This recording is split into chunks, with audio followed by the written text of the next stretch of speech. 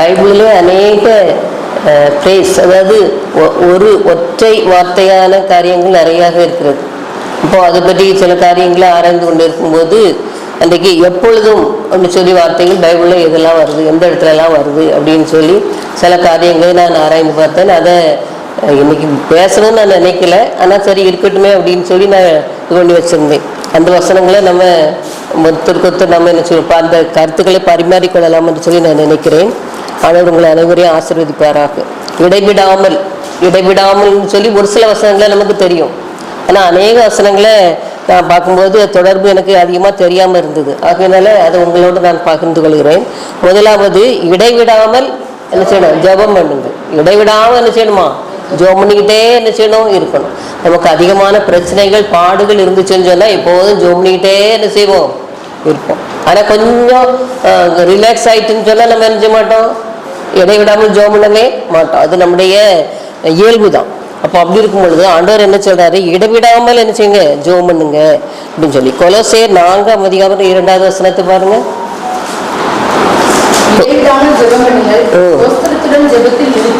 சோஸ்திரத்துடன் ஜெபத்துல என்ன செய்யணுமா? விழித்திருக்கணுமா? சோஸ்திரத்தோட கூடிய ஜெபத்துல என்ன செய்யணுமா? விழிச்சிருக்கணும். அப்போ ஆண்டவர் சோஸ்திரத்தின் மத்தியில தான் வாழ்றவர், அப்படிதானே? இடைவிடாம தூதர்கள் என்ன செய்யறாங்க?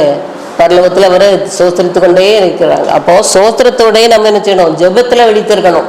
நம்முடைய சரீரம் தூங்கி கொண்டிருந்தாலும் சோர்வடைந்திருந்தாலும் நம்முடைய ஆத்மா எப்படி இருக்கணும்? ஆண்டவர்களாக விழித்திருக்க வேண்டும் என்று சொல்லி ஆண்டவர் விரும்புகிறார்.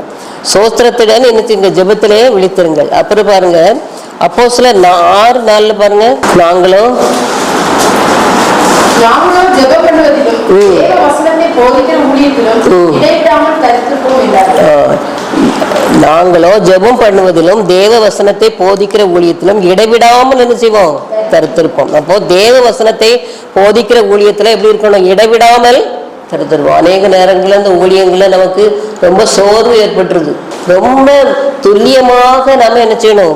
இது பண்ணக்கூடியதாக இருக்கணும். அப்ப முதலாவது நமக்கு அது தெரிஞ்சாதான் நாம மற்றவங்களுக்கு அதை என்ன செய்ய முடியும்? சொல்ல முடியும். பாருங்க, தேவ வசனத்தை போதிக்கிற ஊழியத்திலும் இடைவிடாமல் என்ன செய்யணும்? நம்ம தரித்திருக்கணும். அப்ப நாம முதல்ல வசனங்களை நன்றாக உள்வாங்கிக் கொள்ள வேண்டும். பிறகு அந்த வசனங்களை மற்றவங்களுக்கு இடைவிடாமல் சொல்லிக்கொண்டே இருக்க வேண்டும்.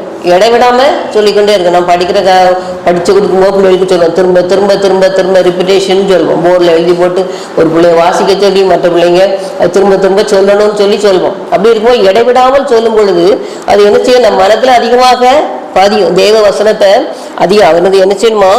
இடைவிடாமல் என்ன செய்யணும்? தரித்திருக்கணும். நம்ம சோர்ந்து போகக்கூடாது. இத்தனை இடைவிடாமல் நம்ம தரித்திருக்கணும். நமக்குள்ளே ஒரு விசுவாசம் என்ன செய்யணும்? வேணும். ஆண்டவருக்கு யாரை இழுக்க சித்தமா இருக்குன்னா அவனை இழுப்பேன்னு ஆண்டவர் என்ன செய்யறாரு? சொல்றாரு. அப்படி இருக்கும்போது நம்ம எந்த விதத்தில் சமயம் வாய்த்தாலும் வாய்க்காவிட்டாலும் ஆண்டவர் வசனத்தை இடைவிடாமல் என்ன செய்யணும்? நாம என்ன செய்யணும்? அந்த ஊழியத்தை இடைவிடாமல் சொல்லி தரித்திருக்கணும். ஆண்டோடைய பாகத்துல நம்ம தரித்திருக்கிறவர்களாக இருக்கணும். இன்னொன்னு பாருங்க, ரோமர் 1:9 பாருங்க. ரோமர் 1:9 ஜெபம் பண்ணும் போதெல்லாம்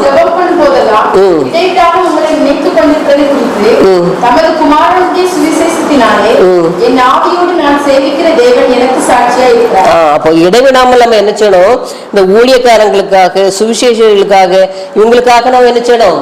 ஜெபம் பண்ணணும். பாருங்க, நாம இங்க எல்லாம் நல்லா உட்கார்ந்து ஆண்டவரை ஆராதிக்கிறோம், ஆண்டவருக்கான காரியங்களை பேசுறோம், ஆண்டவர் அதை செய்தார் அற்புதங்களை அடையாளங்கள் பேசுறோம். ஆனா வடநாட்டுல போற அந்த ஊழியக்காரங்களை எல்லாம் பாரு, இங்கேயே ஊழியம் செய்யறவங்களுக்கு ரொம்ப கஷ்டம். வருமானம் கிடையாது, எந்த விதத்திலும் அங்க வருமானம் இல்லாம ரொம்ப, அதாவது விசுவாச ஊழியன்னு சொல்றாங்க. அது அப்படிப்பட்ட ஊழியங்கள் செய்யறாங்க. அவங்களுக்காக நம்ம இடைவிடாம என்ன செய்யணுமா?